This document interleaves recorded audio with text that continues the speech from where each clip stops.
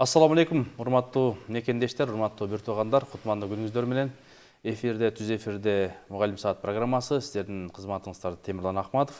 Бүгүн Кудай буйрса биз ошол Аллах Таала насип кылып, ошо бир нече китептердин автору, ушул Тагдыр жолу, Санжыра жана тарыхый даректүү повестиканын китептин автору бизге келди. Найман уруусунан болот. Сиздер билгендей Алик Темиров деген. Анан мына менин колумда китеп мынакей.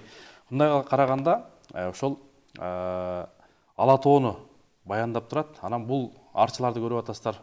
Бул жерде ошол мынакей кадам жайды көрсөк болот. Ошол Молдо Нияз атабыздын жашаган жерин көрсөк болот. Бул жерде бул арчанын 17 түрү өсөт экен.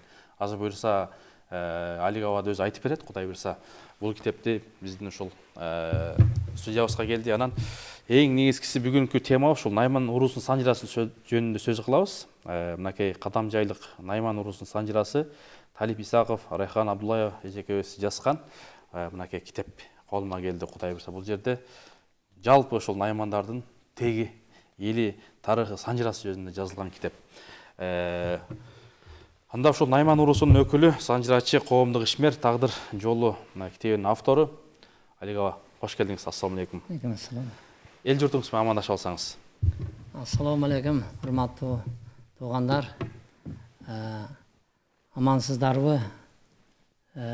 Кышта жакындап калды, буйруса кышка таяк көрүшүңүздөр жакшыбы? Баракелде. Биринчиден сизге ушул студиянын атынан чоң ыраазычылык билдиребиз. Мынакей бизде адат болуп калган, ушул жалпы 40 уруунун өкүлдөрү келип өзүнүн китептерин, санжыраларын элге тааныштырып атат, берип атат. Анан болбой эле келип туруп ушул баягы бир түндүккө чогулат эмеспи? Анан мынакей ушул китебиңиз жөнүндө айтып берсеңиз, мен билгенден буга бир 6-7 жыл убакыт кетсе керек. Чоң китеп экен көлөмдүү. Тагдыр жолу деп эмнеге аты Тагдыр жолу болгон? Анан ушул сыртындагы сүрөттөр, кадам жай, ушул арчанын түрүнө токтолуп берсеңиз. Рахмат. Бул эми Кокустан десем дагы туура эмес болуп калат. Бул баягы 16-жылы президенттин указы менен тарых жылы деп айтпадыбы? Тарых жана маданият жылы деп. Алмазбек Атамбаевдин доруда болуш керек. Ошондо биздин айыл аксакалдары, жаштары бул эмеге карабайлы, кесибиге карабайлы эл көтөрүлгөн. Ошондой биз да катардан калбайлы, эл катары өзүбүздүн санжырабызды жазайлы, тарыхыбызды билели, биз каяктан келгенбиз, эмне кылып жүрөбүз, эмне вазыйпабыз бар деген суроолор болду да. Ооба. Молдокелер чогулду. Анан ошентип күндөрдүн бир күнү мен бейкабар эле Бишкекте турам. Досум келип калды. Байматов Ашим деп, өзү врач кесиби. Ушул университетке барайлы,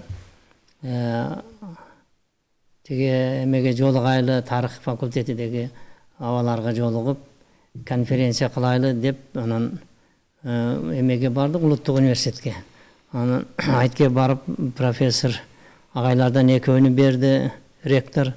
Ошентип анан биз конференция өткөздүк тамашада, кадам жайдын тамашасыда.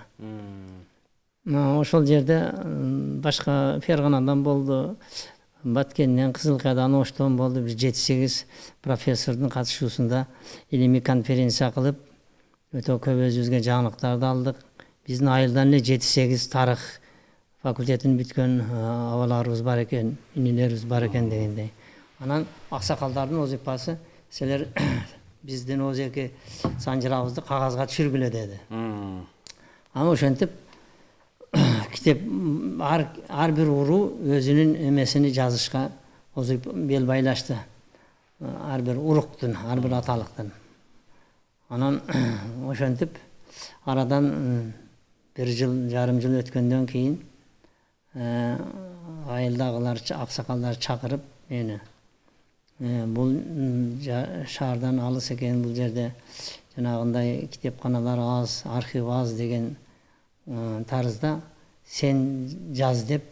Эми башка туугандарымды эме дебейм, аларга жол түшпөй калды да. Бул китепти жазышка мага вазыйпасы түштү.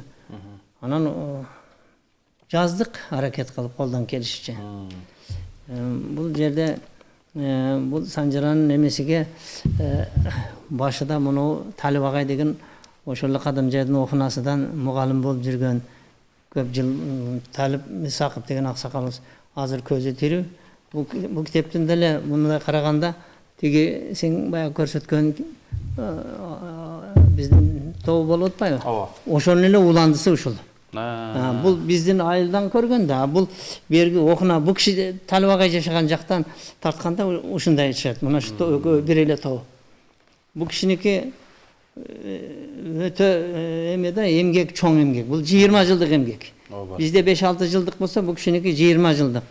Бүт Кадамжайдагы ошол жак элдеги жашаган наймандардын санжырасыны, 7 атасын тактап койгон. Сонун. Бул Золотой фонд десе болот. Керемет. Керемет. Анан мынакей Кудай буйрса ошол бул жерде дагы мынакей сүрөттөр турат. Колчулук хан 800-жыл дейт. Найман акын, комузчу, аскер башчы мынакей карасаң сүрөттөр менен берип беришет. Кетбука мисалы. Ушуларга да токтолуп берсеңиз. Бир келүүчүлөргө биздин мындай сүрөт менен көрсөтүп берсек дагы пайдалуураак болобу деп атам. Алтын мазар, Чоңалайдагы Алтын мазар, мына ошол Күчлүк хандын мүрзөсү. Ошол жерге зыяратчылар барат. Бул алтын жылга деп бул ошол Тажикстан менен Кыргызстандын ортосундагы граница. Мына Памир тобу. Памир тобунун түйдөн граница кетет экен. Бери жагы өрөөн, берги жагы жайлоого ыңгайлуу жерде биздин кыргыздар турат экен. Ошо азыр бизге эле таандыкпы бул жер? Бул жер бизге таандык. Азыркы жер, азыркы учурда эле бизге таандык. Буну азыр биз как раз эме кылып атабыз. Бая 7 февраль күнү айттым го. Тиги региондордон, мына Афганистандан, Кытайдан, Казакстандан, Өзбекстандан, Тажикстандан, Алтайдан найман туугандар келди. Өкүлдөр келип, ушуну кыргыз тарыхый баалуулуктар мурасыга киргизели деп атат. Себеби бул тарыхый личность да, бул Күчлүк хан деген буга 800 жыл болду. Муну бүт эле баягы Чыңгыз хандын киносу да көрүп жүрөсүздөр. Орустар тарткан кинода бар Күчлүк хан. Таян хандын уулу, акыркы 13-кылымдагы наймандардын ханы. Мына Күчлүк хан деген бул өтө чоң фигура. Ооба. Тарыхый фигура бар. Баатыр. Баатырдын баатыры деп айтылат эми. Бул азыр Новосибирскийден орус профессору, университетинин профессору Геннадий Геннадьевич Пиков деген Күчлүк хан деген китепти жазып, азыр бул эң тамга, бул наймандардын желеги. Бул эң тамгасы. Бул бөрүнүн башы. Бул бул баягы кыргыз үйдүн түндүгүн көтөргөн айры бар го? Ооба. Ошону билдирет. Ошол түндүгүн бийик болсун деген эмени үйдө көтөрүп, үйдө көтөрүп турган. Мына бөрүнү биздин наймандар жаратылыш менен айкалышып жашагандыктан бөрүнү ыйык жаныбар катары билишеттер. Бул бөрү деген бул үйүр менен жашаган. Карысыны инге калтырып багат экен. Бири-бирин сатпаган, бир түгөй каза болуп калса аза күткөн, анан адал тамак жеген, бул өлүмтүк жебейт бөрү. Бөрү изиден кайтпайт, өзүнүкүнү бербейт, көзүнү жумбайт. Буну өтө ыйык жаныбар болгондуктан буну биздин колдоочубуз болсун деп желеге коюшкан. Анан бир жортуулга чыкканда бул желекти көтөргөндө эле булар наймандар экен деп билишеттер. Муну батыш жактагы фарси тилдеги элдер муну бөрү деп кабыл кылбайт да, мына иттин башы сактар келатат, сак деген эме версия ушунан да. Бул кетбука. Бул кетбука Чыңгыз хандын мына жоочунун кол башчысы болгон да Батыйдын. Бул мына Батыш фронтунун кол башчы болуп, Мисирге чейин Сириядан өтүп, ошол жерде каза тапкан. 1261-жылы тарыхта ушинтип жазылат. Бул Кетбуканын күйлөрүнү, күй атасы Кетбука дейт. Бул баягы Чыңгыз хандын мыйзамы болгон. Менин балдарымдын өлүмүнү угузган кишиге оозуга коргошум кыям деген эмеси болгон, буйругу болгон. Ошо баласы кокустан каза таап, аттан кулап каза тапканда ушундай бул эч ким Чыңгызханга даа айтып ушуну эмете алган эмес. Айта алган эмес. Коркушуп эмне кылабыз дешип, анан акылмандар мунун бир жолун тапса Кет бука табат деп Кет букага айтышканда бул комуз менен күү менен түшүндүргөн. Жеткизген, Чыңгызханга. Ошонун калганда бул Кет бука күүн курсун деп баягы күүдүн эмесинин мукамдыгынан баласыдан ажыраганын билген. Бул күүдүн 1898 жылы Лондондо 8-ci кылып катташкан. Өтө уникалдуу айтыш деп. Бул дүйнөлүк тарыхта бар нерсе. Баракелде. Жакшы, эми буюрса мынакей, ошол мен билгенден ушул Кадамжай районунда ошол наймандар 80% Кадамжайда турат. Кайсыл жерде дагы туугандарыбыз жайгашкан? Найман туугандарыбыз 1207-1208 жылдары дейт тарыхта. Ошол Чыңгызхан баш көтөргөндө 1204 жылы Наймандын бир хана Чыңгызхандан жеңилет. 1206 жылы Таянхан жеңилет. Пассионардуу улук дейт да эми. Бириден бири зор чыгып бул эми заман өзү новат дүйнө дейт да. Бирдей эле турган эмес. Ошондой кубулуш, ошондой тарыхый окуя болуп, жерди Алтайдан Кашкарга келет. Кашкарга келип, анан Кашкардан Алтайга келет, Алайга келет. Тагдыр жолу деп жазылганын мааниси ошол элдердин, аксакалдардын суроо берилген да. Биз Энес айды эмне үчүн ырдайбыз, Иртишти эмне үчүн айтабыз. Бул ошол ошояктан басып келген жолуну бүт айткан эмелери бар да, өлөңдөрү бар да. Ошол Алайга келип, Алайдан анан берги Ферганский долинага түшөт экен. Бугарга чейин барып. Азыр мына Замын районунда дагы көп. Самаркандын бер жагда каршы Жизактын Замын районунда кечээ күнү 16-17 ноябрь күнү Орто Азия боюнча өтө чоң Байтөрө деген аксакал той берди небересиге. Наймандар анан ошентип ошол Алай зонасында анан мына Ноокатта, Араванда, Баткен, Кадамжай, Өзбекстанда көп. Өзбекстанда өтө көп наймандар. Казак туугандар биз менен той ашка келип турат. Тез Казакстанда көп. Чыгыш Казакстан, Кызылордо, Чимкент, Түркистан, мына Өскемен, Семей, ушул зоналарда. Жалпы бул жолду Алик аба ушул наймандар бир жалпы канчага жетип калды саны бир? Бул жолдун саны барбы? Бар, эми бул эми такталбаган, бул официально муну эсептеген киши жок.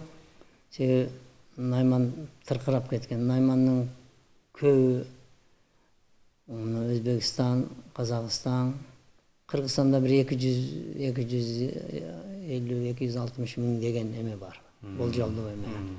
Көбү Өзбекстанда. Анан дагы көбү Казакстанда. Казакстан 2 миллиондон 3 миллионго чейин дейт. Биздин наймандар муну Япониядан санасаң, Япониядан бар наймандар. Кытайда эң көбү, Монголияда көп. Калгандары мына Татарстан, Башкырда, Ставрополь, Крым, Венгрия, Румыния, Прибалтикада, Германияда. Булар бардыгы ошол жердин элинин, улутунун составын түзүп калган. Казактар казакмын дейт. Мен эч кыргызга тиешем жок дейт. Өзбектер өзбекмин дейт. Өзбектин найманымын дейт. Башка улуттар дагы ошондой. Прибалтикада бар экен. Ну, Калининград деген жер бар го, Россиянын. Ооба. Калининград. Ошо Калининградда бүгүнкү күндө мамлекеттин корогу найман шаарчасы бар. Муну баягы Барып көрүп келдиңиздер. барып көрүп келишти. Мен бара элекмин. Мен буюрса эмеге барайын деп атам. Англияга барайын деп атам. Ниет кылып турам. Англияда эм найман эмеси бар, паркы бар. Англияда Германиядан өткөн наймандардын чоң паркы бар. Жөнөкөй кичине эмес, бул мындай холмалар менен, тоо менен, ичинде особнягы бар. Найманец деп жазылып турат. Эмеден берип турат. Борбордук телеканалдан анча мынча ошо парк боюнча эме бар. Ошондон көрүп калып анан билдик да. Анан чукуласак Германиядан барган наймандар экен. Германияда мына Ө тамга бар. Үй тамга, Ың тамга, А тамгасы бар. Мына биздин ичкилик кыргыздардын өзгөчөлүк тыбыштар бар го. Ооба. Ошол тыбыштар Германияда бар.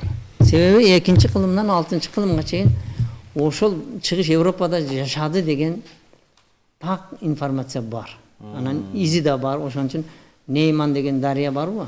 Нейман деген дарыя бар. Ошо 1000 километрге жакын батыш Минскийден башталып Балтика деңизге куят. Ошонун жегиде жашаган экен. Жакшы.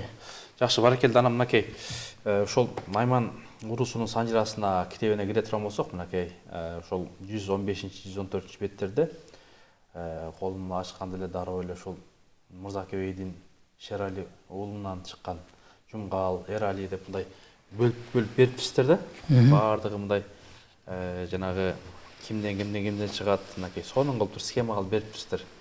Ушул сыяктуу азыр эми 40 уруу ар ким өзүнүн баягы тегин элин тактап атпайбы? Алига анан аябай сонун да кыска нуска берипсиздер. Мынакей бияктан чыгып келип туруп Акмат, Тилла, анан Алым, Акын, Надир, Асил калдар болуп кетип, анан Темирлан, Нуркен, Азамат, Чыңгыз, Майрамбек депчи. Ушул сыяктуу кээде ошол 40 урууга биз да катышып барып жүрүп атабыз. Анан ошол жерде ушинтип китебин алып келип ортого салып, жанагы музейге алып барган жерлери бар. Айрымдары эми изилдеп атат. Анан бул китеп өзүнчө бир тарых санжыр болуп калат экен. Анан ошол сиздердин офисиңиздер каерде, Наймандыкы, анан төрагаңыздар кимдер? Ошол издеп биздин көрүүчүлөр баягы туугандар кайсыл жерден издеп табышат? Же кандай кайсыл номерлерге байланышат? Интернетте барактар кандай? Ушуга токтолсоңуз. Ушул эме ушундай бир эме кылайлы, бир Найман ордо кылайлы деген ой көптөн бери эле бизде түйшөлтүп келет. Азыр былтыры ошо 40 урууга ошол баягы Сейилбактын Жакыбелиден бирден кыргыз үй тиккиле жасагыла современный заманбап саласыңар дегени ошонун ниетте турабыз. Ошону жакында эле дагы бир көрүп келдик. Эми бийлик кантип 40 урууга ошол бир 40 бозый. 40 бозый, анан ортосундагы Маданият министрлигиге карап анан комплекс болуп түшөт деген эме бар. Ошого кайсы күнү бизге буйрук берип, кайсы күнү башта десе биз даярбыз. Ошо мен өткөндө баракта көрүп калдым, ошол бозыйлар түшүп атыптыр. Сонун экен. Демек ушул 40 урууга берилген жер экен да, Сейилдин үстү жагы болуп. Ошентип айтып ататтар. Анан чоң бозый экен. Анан мен ким салып аткан экен деп көрсө жакшы экен. Демек ордо болуш керек. Ордо болуш керек. Жакшы, ошол жерге келип баягы санжырачылар чайын самоорго кайнатып алып, ортого салып, талаштан такты жарылат дейт, ортого салып, анан ортосу чыгат да. Албетте да бул орток жер болбоюнча биригүү болбойт. Баары телефон менен эле сүйлөшүп чачырап кете берсек болбойт. Бирок муну эмеде Ош базарынын ылдый жагында Найман комплекси деп Аксакал Абсалам Абыз саган эме бар. Ал жерде дагы кафе бар беле? Кафе бар. Тумар деп. Ал жерде дагы барып жүрдүк, көп жакшы иштер болду. Азыр эми дагы бир орток жерде салайлы деген ниетте турабыз. Ушул болуп калат. Биздин Найман уруунун төрагасы азыркы күндө коомдук ишмер Бердиев Акулы. Белгилүү инсан, коомдук ишмер. Депутат, Депутат азыркы күндө. Баракелде. Анан мынакей Алик аба, бул жерде дагы ошол Айтылуу Ак чоку. Анан Ооганстан уулу Памир 2016 жыл дейт. Ушул сүрөттөргө токтолуп берсеңиз. Айтылуу Ак чоку деп ушул Акчокунун ылдый жагында ушу Тамаша айылынын наймандарынын жайлоо. Керемет жер экен, Өтө укмуш жерде, мына ал жерден Акчокудан карап ушул келгенде биринчи алай жактан ооп түшкөндө анан ушу Акчокугадан түшкөн экен да эл. Анан биздин бир бөө наймандардын бир уругуну чоку деп коет. Чокулар деп коет. Ушу Акчоку менен байланыштырышаттар. Акчокудан келишкендер. Эми илгери тоо ташта жүргөн да. Молдонияз мына ылдый жагында Карадабанда бул кишилердин катарча деп жайлоо. Биз менен бир сай бир дөңгөнө бир жерденбиз. Ал кишилер дагы кошондор деп коет. Наймандын, кара наймандын кошондору, кошон, байбагыш, между прочим, байбагыш деген дагы урук бар бизде дагы. Анан Питике, Бостелпек, Кошон булар бир атанын балдары. Керемет сүрөт экен. Жана ала тоонун бийик жери чоку болот дейт. Ооба да. Бул сүрөт могунда биздин бир найманыбыз, могунда жигит калпак кийип турган Абдухалил Мамайыспов деген жигитибиз, бул азыр жогорку кеңеште жоопту катчы иштеп атат. Бул экспедиция менен барып ушул жерден туугандарыбызды таап келген. 2016 жылы экен. 2016 жыл. Улуу Памир. Улуу Памирде дагы быйыл көчүп келишти. 12 үй бүлө келди. Баракалла. Азыр Чоңалайда турушаттар. Зыярат кылып турасыздар. Бул жер кайсыл көл болуп атат ошондо? Бул 3 сүрөт эски биздин ата бабабыз жүргөн Алтайдагы жерлер. Биз Алтай менен байланыштырып тургандан чыгарганбыз бу китепти. Тагдыр жолу. Бул жанагы Алтайдан ооп келгенде, Алтайга окшош жерди издешип келгенде, Алтайга окшош жерибиз эле ошо Алай экен.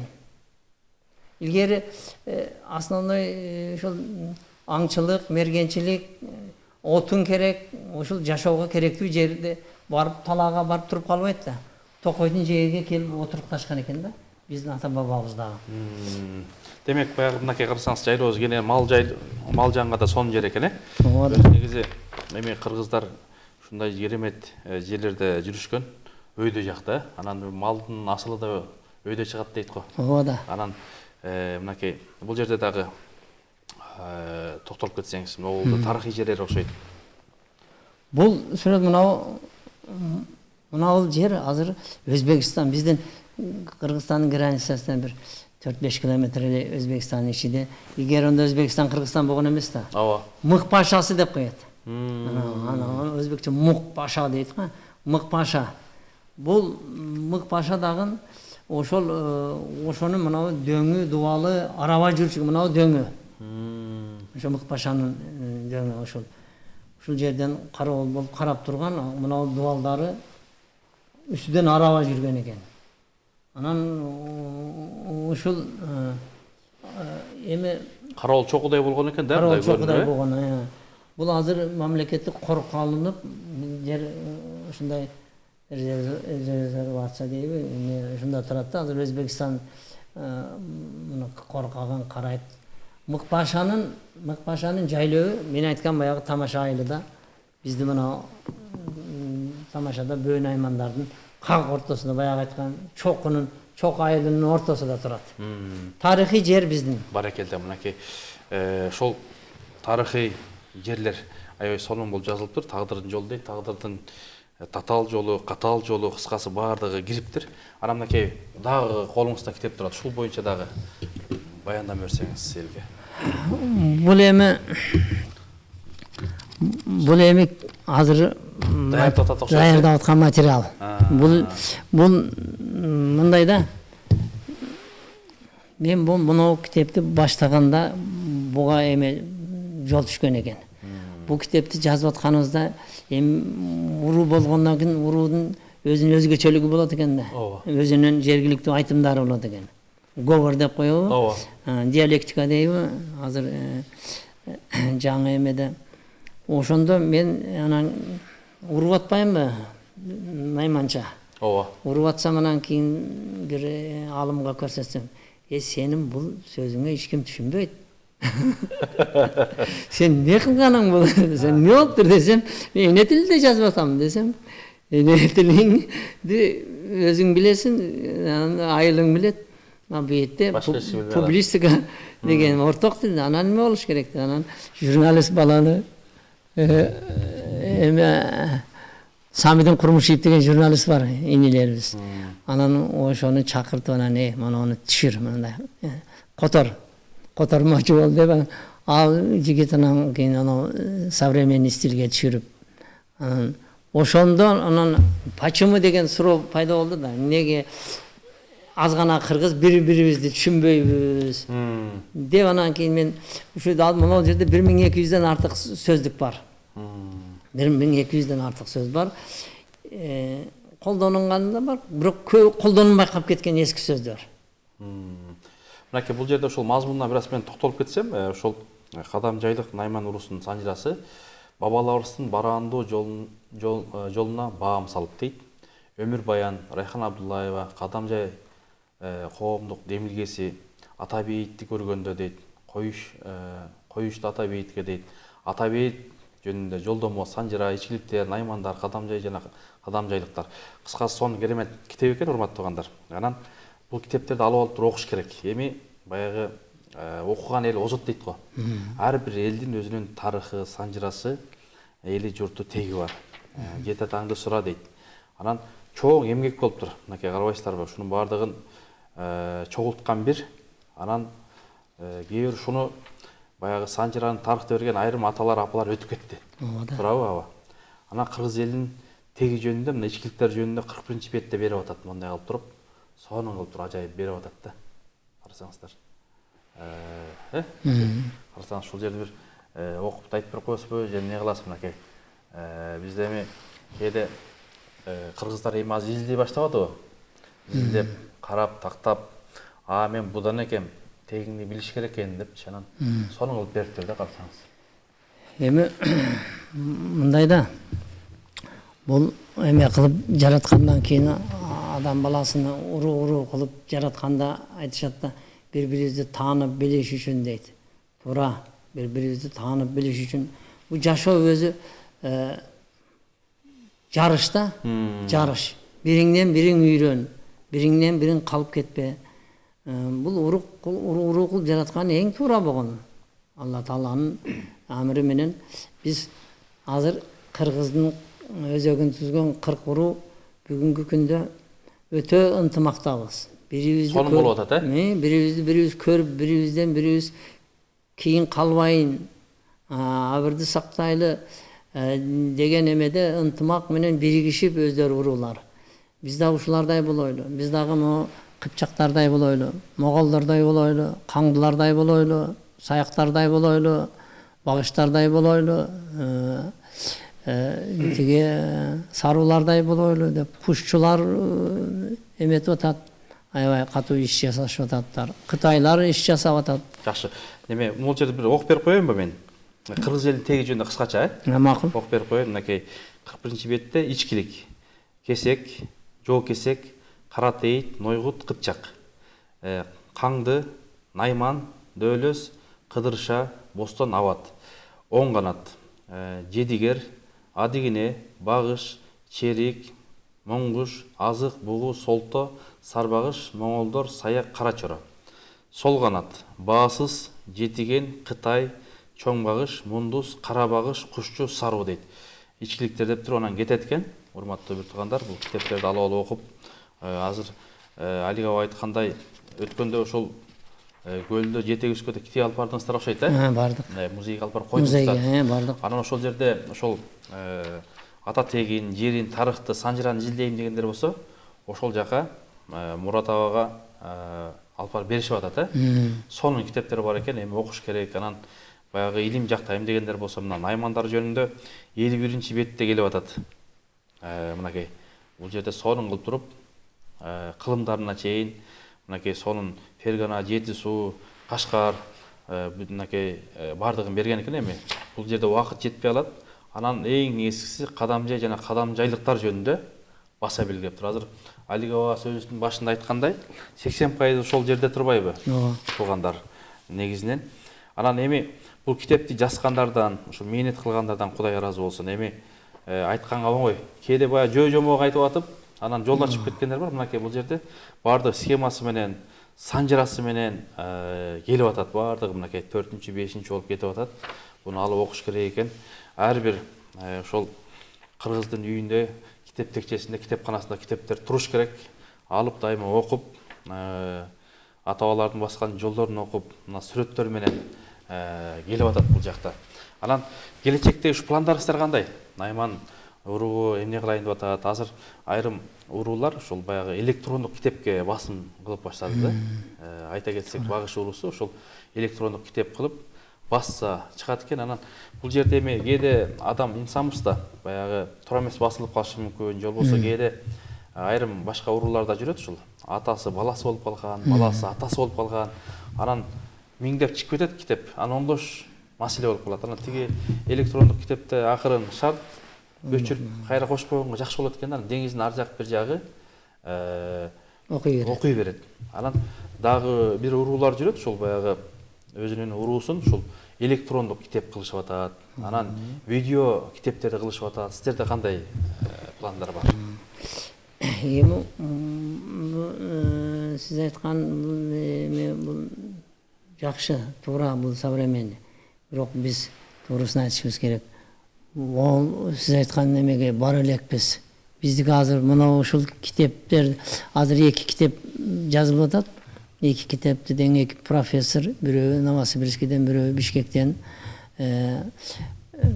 жаңыланган, булардын жыйынтыкталган эмеси чогуу. Анан бул баягы жаңы вариантынан эменин Санжыра академиясынын эмесиге калыбыга салыштырып, Санжыра деген китептерди эме кылып чыгарайлы деп атпайбызбы? Кыргыз уруу боюнча китеп магазиниге барсаң өңү бирдей болуш керек. Мундуздукка да, жедигердике дагы, саяктыкы дагы бир өңдө, бир форматта болот.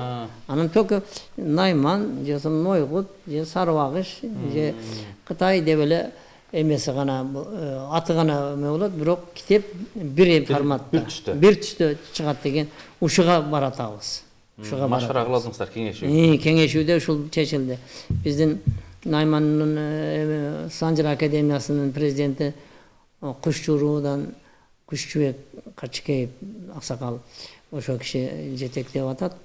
Жакында чоң жылдын жыйынтыгы боюнча жыйын болуп, анан азыр ушул даражага келип калдык. Уруулар мурдагы баягы сиз окуган оң канат, сол канат, ичкилик деп урууларды, мисалы үчүн Багышты бирөөнү оң канатта жүрөт, бир Багыш сол канатта жүрөт.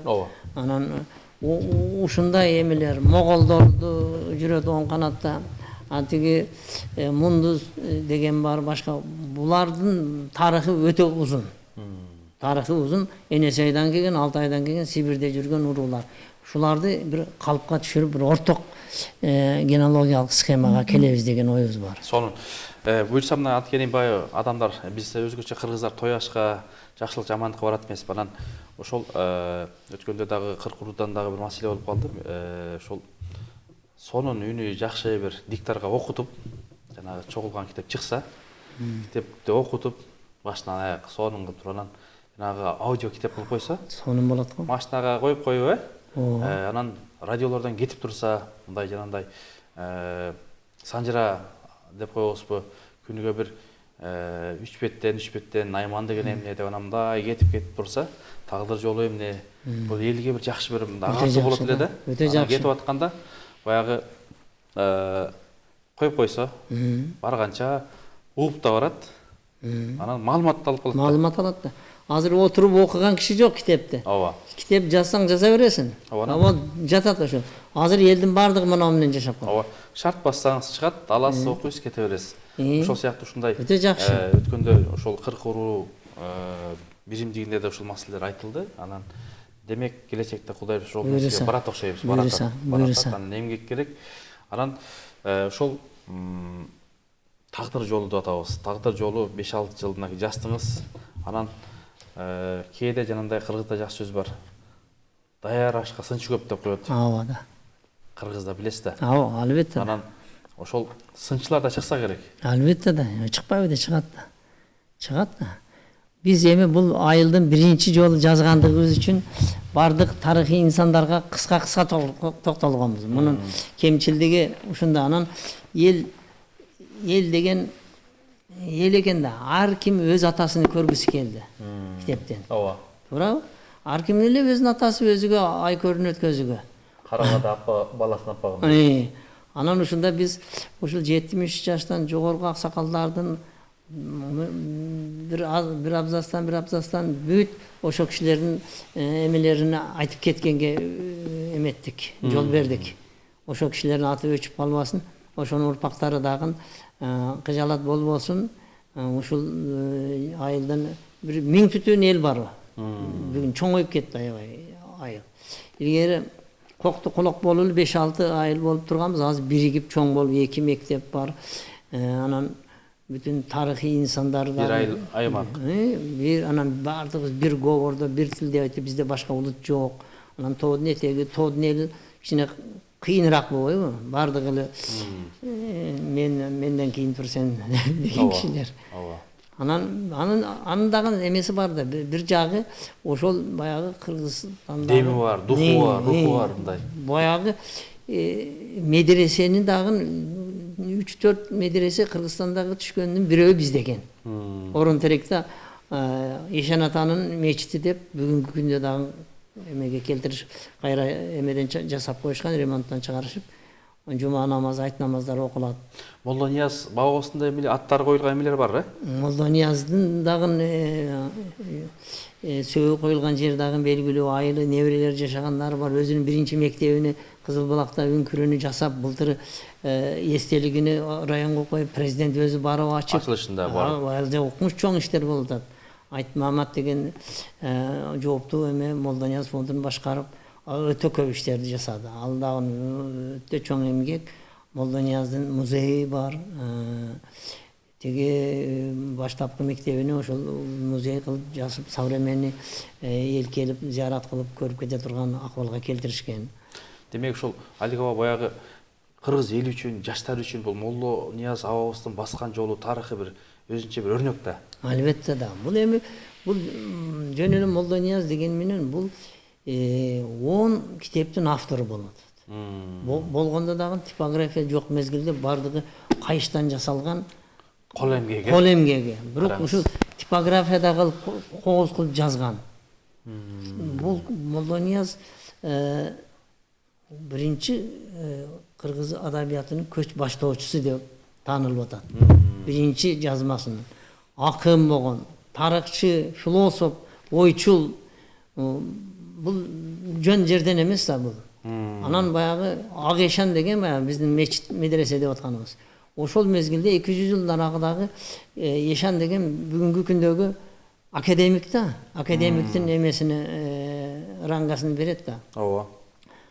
Ошон үчүн анан баягы Мык падышасынын коргону, коношосу бизде болуп аткандан кийин ошол жөн эле болбойт да. Бул бардыгы ошо күч кубат берип турат экен, энергетика алып.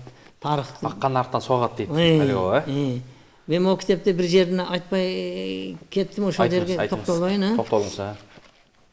Мынанда эме деген жер бар да. Biz